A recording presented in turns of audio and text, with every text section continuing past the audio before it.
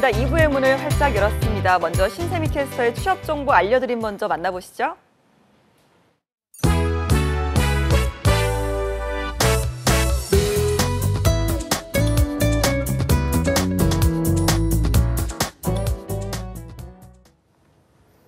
네, 취업 정보 알려드림의 신샘입니다. 공기업 및 공공기관 채용 소식입니다. 지난 27일부터 중앙자활센터에서는 적립금 진행과 관리 업무를 담당할 경력사원의 채용을 시작했습니다. 관련 분야 경력자로 4년제 대학교 졸업자 이상만 지원이 가능하며 경영학이나 경제학, 회계학 전공자를 우대하고 있습니다. 모집 기간은 5월 10일 오후 6시까지입니다. 다음으로 한국기계연구원에서는 첨단 생산 장비와 환경 시스템, 에너지 기계 연구 등 총 6개 분야의 청년 인턴십 채용을 진행하고 있습니다. 4년제 대학교를 졸업했거나 졸업 예정인 분들이 지원 가능하고요. 모집 분야마다 자격 조건이 다르므로 채용 사이트를 확인하시기 바랍니다. 인턴십은 대전에서 진행을 하게 되며 모집 기간은 5월 11일 오후 2시까지입니다. 그리고 한국문화재재단에서는 해외 산업 현장에서 근무할 ODA 산업 신입 및 경력사원을 모집하고 있습니다. 석조 건축 유적의 해체 작업 및 복원 공사 업무를 담당하게 될 예정이고요. 학력에 관계없이 건축과 전통 건축 관련 전공자분들이 지원 가능합니다. 모집 기간은 5월 10일 오후 1시까지입니다.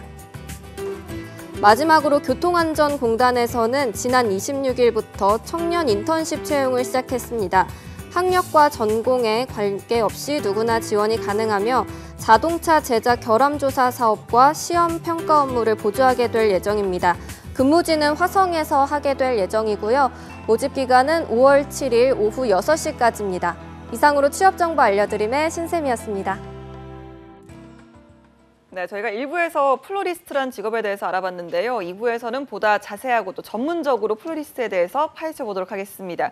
자, 오늘 신인숙 플로리스트 스튜디오에 모셨고요. 또 자세한 정보 알려주실 강원대학교 산학협력단의 최수영 교수님, 또 아바엔젤투자의 김종태 대표님도 함께합니다. 안녕하세요. 네, 안녕하십니까. 네, 반갑습니다.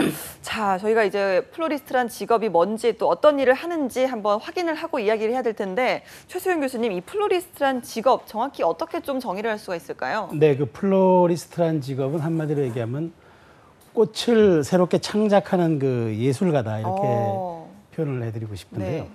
꽃과 화해를 어떤 목적과 어떤 그 우리 그 이제 생각했던 바에 따라서 꾸미고 장식하고 이제 이런 것들을 하는 이제 직업인데 이제 물론 이제 우리말로는 화해 전문가 또 화해 장식가로 이렇게 표현할 수가 있겠네요. 근데 그러다 보니까 이제 뭐 꽃과 원예에 대한 기본 지식은 물론이고 그다음에 어떤 디자인이라든가 이 감각에 대한 것도 상당한 자기 능력이 있어야 하겠다. 그래서 폭넓은 지식을 이런 데에 대한 것을 또 가진 다음에 아까 그 잠깐 얘기가 나왔습니다만은 감각, 디자인, 창작 이런 요소들이 가미가 된다면은 플로리스트로서 매우 훌륭한 그런 그 자질과 소양을 갖게 되는 것 아닌가 이렇게 제가 생각을 하고 있습니다. 예, 저희가 아까 잠깐 소개를 드렸지만 직접 활동하고 계시는 이 플로리스트 분을 저희가 모셨어요. 신인숙 플로리스트님 반갑습니다. 네, 반갑습니다. 예, 올해로 이제 플로리스트로 활동하신 지는 얼마나 되셨는지요? 아, 네. 꽃을 만진 지는 굉장히 오래됐는데 본격적으로 활동한 거는 한 13년 정도가 됐죠. 본격적으로 활동하신 게 13년 예, 밖에라고 하시면 도대체 얼마나 오랫동안 꽃을 좀 좋아하시고 만드셨는지 궁금합니다.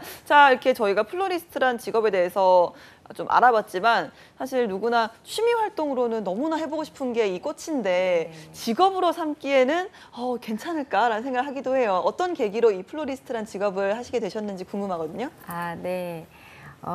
플로리스트는 굉장히 긴 시간을 통해서 만들어진 직업인 것 같아요. 그래서 제가 13년밖에 안 됐다고 했지만 매 순간순간이 굉장히 고민이 많이 생겨요. 그리고 이거는 뭐 이렇게 고급, 중급 이렇게 그러니까 이런 과정이 굉장히 길어요. 그리고 또 그것만 한다고 해서 되는 것들이 아니라 다른 많은 요소들이 많이 있어요. 그래서 그런 요소들을 하기까지는 굉장히 이렇게 놓고 싶을 때가 참 많았던 것 같아요. 저 같은 경우는 또 아이들을 키우는 엄마로서 또 이렇게 고민이 많이 되었는데 또 같이 이렇게 꽃을 배우는 이제 선생님이 계셨는데 이제 저는 젊으니까 해야 된다. 그래서 이제 저의 어떤 탤런트를 보시고 네, 그분이 같이 가겠다고 하시면서 당신의 수업료를 1년치 수업료를 이렇게 내셨어요. 그래서 너무 감사하고 이게 당신은 그만둬도 되는데 저랑 함께 길을 걸어가 주겠다고 하시는 그 선생님을 만나서 그 계기가 돼서 제가 해야 되겠구나라는 생각을 하고 지금까지 잘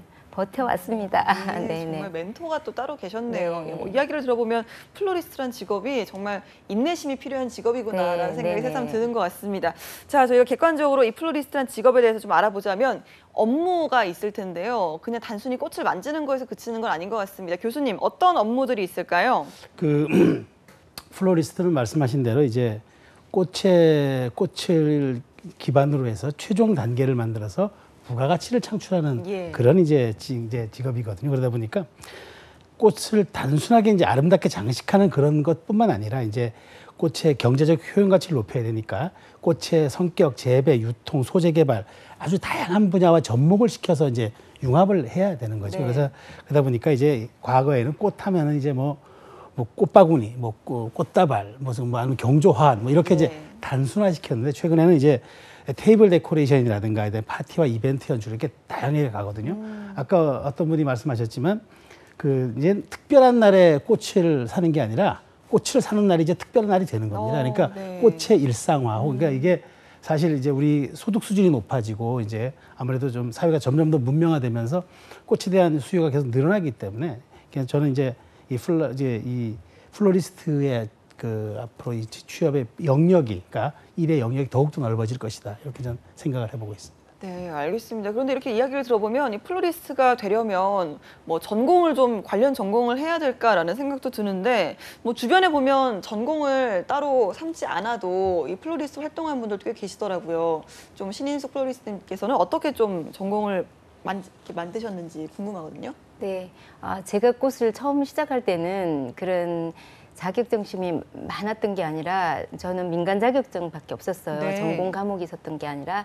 그래서 이제 전통 꽃꽂이가 저는 전통 꽃꽂이에 매료가 되어서 이 꽃을 하기 시작하였는데, 그러니까 서양 꽃꽂이라든지 그런 자격증밖에 없었어요. 근데 하는 과정 속에서 긴 세월을 하다 보니까 지금은 화예가 아니고 하예 예술 조형학과가 나왔어요. 그래서 꽃과 예술이 함께해서 그래서 지금 대학교에서 그 과목이 생겨났어요. 그래서 저도 거기에서 공부를 같이 병행해서 지금까지 해왔던 것 같습니다. 네, 알겠습니다. 이렇게 좀 사설 교육기관 수업도 많이 있다고 들었는데요. 김종태 대표님, 이런 교육과정이나 전공 같은 게 좀 어떤 것들이 있을까요?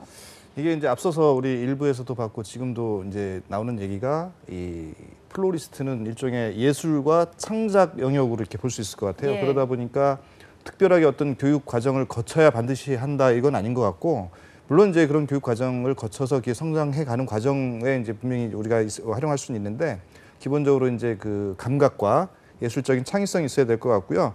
그런 측면에서 이제 그 반드시는 아니지만 또 교육 과정에 대해서는 충분히 알고 있어야 될 것 같은 생각을 합니다. 그래서 우리가 알고 있는 것들이 보면 이제 우리 농업고등학교에서 이렇게 원예나 조경 관련된 교육의 기본적인 과정이 또 있고요. 그다음에 전문대학이나 대학교, 사설학원이나 평생교육원, 사회복지관, 문화센터 이런 데서 이제 관련 교육들을 많이 하고 있는데 최근에 제가 하나 이제 아주 눈여겨본 게 산업정보학교라는 게 있습니다. 우리 인문계 고등학교 들어간 학생들이 이제 인문계 고등학교에 적응을 잘 못하거나 또 자기가 공부하는 것들이 조금 이렇게 어렵거나 그럴 때는 산업정보학교라는 이제 그 기능 기술을 배울 수 있는 학교가 서울 시내에 몇 군데 마련이 돼 있어요. 물론 전국적으로도 다 있지만. 그래서 그런 산업정보학교에서 인문계 학생이 이제 그 기능을 배우면서 화해나 조경 이런 쪽에 공부할 수 있는 기회가 있는 거를 알고 있습니다. 그래서 혹시라도 제가 깜짝 놀란 게 저희가 학교 다닐 때만 해도 인문계 학생이 훨씬 작고 이공계가 많았었는데 요즘 고등학교를 보니까 거의 7, 80%, 90%가 인문계, 나머지 한 20, 30%가 이공계 이렇게 구성이 돼 있습니다. 그러다 보니까 이공계 공부를 많이 안 하는 그런 경향이 없잖아 있는데 그런 측면에서 우리 인문계 공부하시는 학생들이 인문계에 좀 안 맞거나 기능 기술 쪽에 좀 관심이 있다면 산업정보학교도 한번, 이거는 학교를 다니면서 같이 병행하는 거기 때문에 옮기는 게 아니라서요. 그 다음에 이제 우리 대학교를 보면 뭐 2년제, 4년제 또 우리 학점은행제 그다음에 또 그 대학원 이런 과정들이 있는데 이름들이 아주 다양해요. 화훼 장식과, 어떤 데는 식물 응용학과, 그다음에 플라워 디자인학과, 플로리스트 학과라고도 있고요. 그다음에 도시원예 조경과, 뭐 프로랄 디자인학과, 뭐 이런 다양한 이름들이 있는데 보니까 그 2년제, 4년제 대학도 있고 학점은행제라고 그래서 우리 수원대 같은 경우는 꽃예술학과, 그다음에 이대 같은 경우는 이제 화예학계 화예과, 그다음에 대학원에서도 이런 과정들이 있습니다. 보면 이제 디자인대 쪽에 화예 디자인학과, 그다음에 미술대학교 안에 뭐 화예 또 원예학과, 그다음에 또 플로랄 디자인, 또 스페이스 디자인학과, 그다음에 또 환경 조경대학원에 이제 화해 뭐 전공 이런 식으로 이제 대학원 과정도 있는데 제가 볼 때 중요한 거는 이제 그 어떤 이 교육 과정에서 교육을 전문적으로 받는 것도 중요하지만 이 교육 받은 거 가지고 아주 훌륭한 플로리스트가 될 수 있다라는 건 아닌 것 같아요. 앞서 우리 이제 신인숙 플로리스트도 말씀하셨지만 그 몇 가지 이제 뭐 그 별도로 공부를 해야 되는 과정들이 있고 네. 또 본인의 어떤 그 적성이 안 맞아서 중간에 포기하는 사람도 많이 있고 하는데 의외로 이게 돈도 많이 들고 시간도 많이 드는 과정들이 이 속에 숨어 있다. 그래서 플로리스트에 관심 있는 분들은 이런 교육 과정도 뭐 필수이긴 하지만 본인의 어떤 능력과 적성과 이런 것들도 잘 따져봐야 되지 않을까 그렇게 네. 생각을 합니다. 사실 플로리스트가 되기 위한 과정이 생각보다 좀 다양하고 많은 것 같은데요. 자, 그럼에도 불구하고 뭐 많은 사람들이 또 꽃을 좋아하는 사람들은 플로리스트 참 부럽습니다. 일상이 늘 꽃과 함께하는 직업이다 보니까 정말 뭐 우아하고 여러 가지 로망이 생기기도 하는데 실제로 좀 이렇게 이 직업으로 13년을 활동을 하시면서 이 직업은 참 가장 큰 매력이 이것이다라는 점이 좀 있나요? 네, 저는 그 꽃의 표정을 굉장히 중요시 여깁니다. 네. 그러니까 우리도 살아가면서 이렇게 슬픈 표정, 뭐 이렇게 희노애락이 있듯이 그래서 표정을 중요시하기 때문에 저는 그 꽃의 매력이라고 한다라면 그 표정을 꽃의 그 표정을 아름답고 이렇게 그 표정의 아름다움과 그 어떤 시선에 대한 그것들을 이렇게 포장할 때 그리고 그거를 선물로 담아내고 또 그 표정을 닮아가는 그런 과정들이 제게는 굉장히 매력이라는 생각이 듭니다. 네, 꽃들도 표정이 있다라는 게 네. 너무 신기하네요. 그럼요. 네네네. 자, 이렇게 좀 뭐 여러 가지로 기쁨을 줄 수 있는 직업이 플로리스트가 아닌가라는 생각이 드는데요. 자, 어떠신가요? 이 일을 계속 13년 동안 이어오시면서 참 적성에 맞다 이렇게 좀 생각을 하시는지. 왜냐하면 내가 될 수 있을까라고 고민하는 친구들도 많을 테고 좀 적성에 대해서 많은 생각을 하실 텐데 실제로 좀 해보시니까 어땠나요?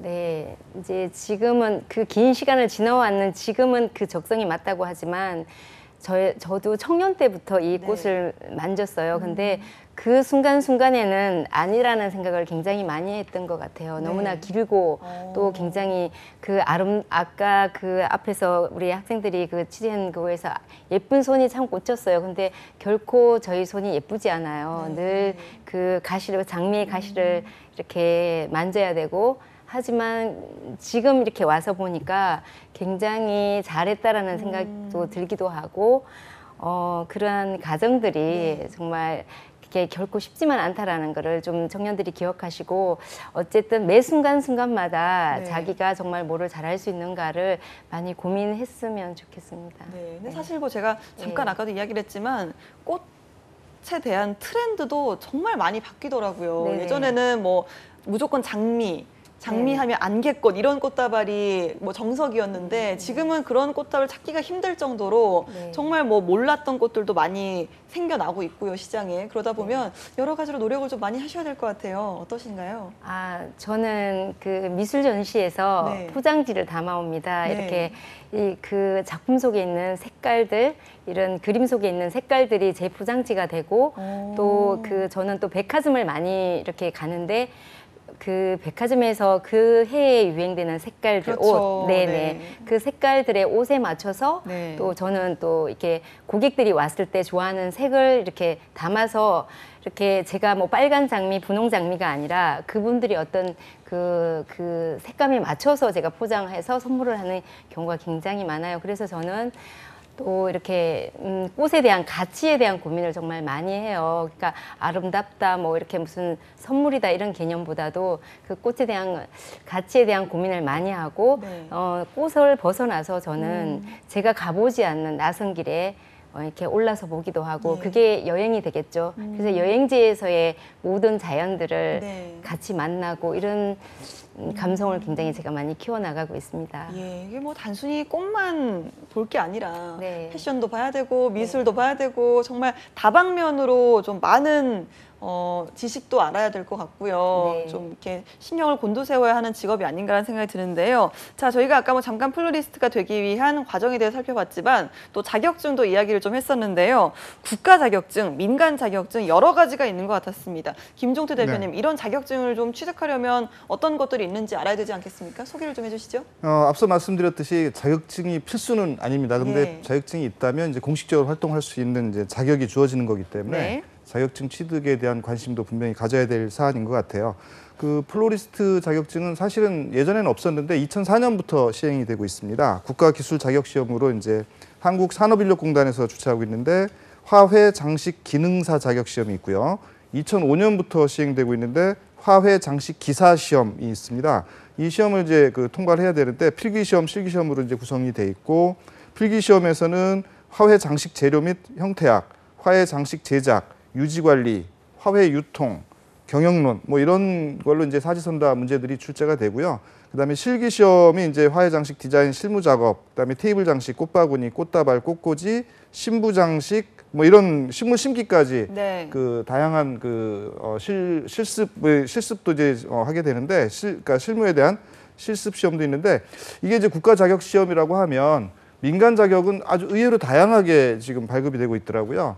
이를테면 이제 그 협회를 위주로 해서 이제 자격증이 발급이 되고 있는데 뭐 발급하는 협회나 기관들에 따라서 이제 명칭도 다양하고 그래서 여기서 정리하긴 그렇고 여러분들이 아마 인터넷으로 검색해 보면 이제 금방 찾아볼 수 있을 것 같은데 가장 대표적인 게 이제 플로리스트 협회가 있어요.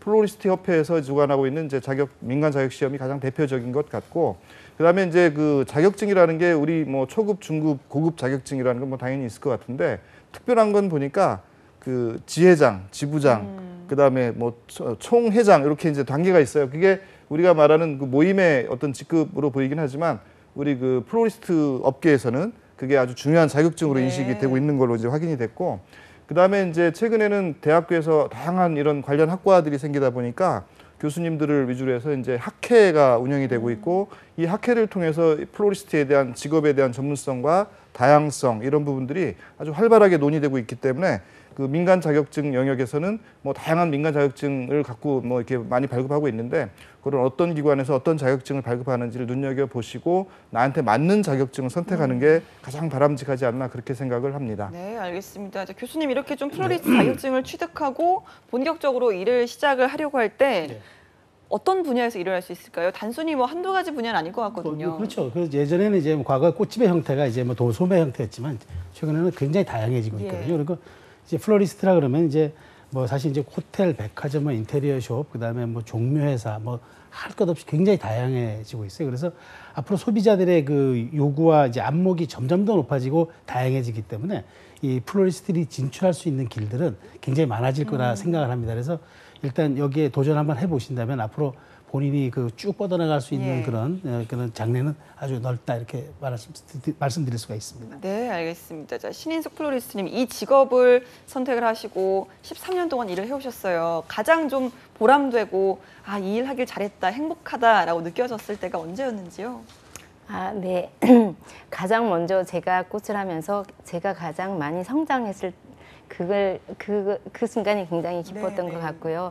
또 지금도 성장해 가는 과정이긴 하지만 그리고 또한 제 제자들이 또한 제가 강의했던 친구들이 꽃을 통하여서 소통하고 있고 네. 또 가장 중요한 것은 이 꽃을 배우면서 가족과 이렇게 소통이 잘 되고 그러니까 청소년 아이들을 갖고 있는 어머니들은 이 자연을 통해서 자기가 이렇게 정화되는 그러한 시간을 통해서 가족들이랑 굉장히 화목해졌다라는 네. 소식을 들을 때가 정말 가장 행복하고 보람이 있었던 것 같습니다. 예, 이 마음에 네. 있어서는 정말 꽃이 만병통치약이 아닌가라는 생각이 듭니다. 자, 그렇다면 반대로 이 직업이 가지는 고충 같은 것도 남달리 느끼셨을 것 같은데 어떤 순간이 있으셨는지요? 네, 그러니까 저희가 이 선진국에 비해서 저희 나라가 이렇게 제도화되어 있지 않아요, 꽃시장이. 네. 그러니까 소비자와 이렇게 이 도매가 이렇게 정체가 되지 않아서 네. 결국은 저희가 꽃시장에 가도 저희가 사는 가격이랑 소비자들이 와서 사는 예. 가격, 그래서 그런 것들이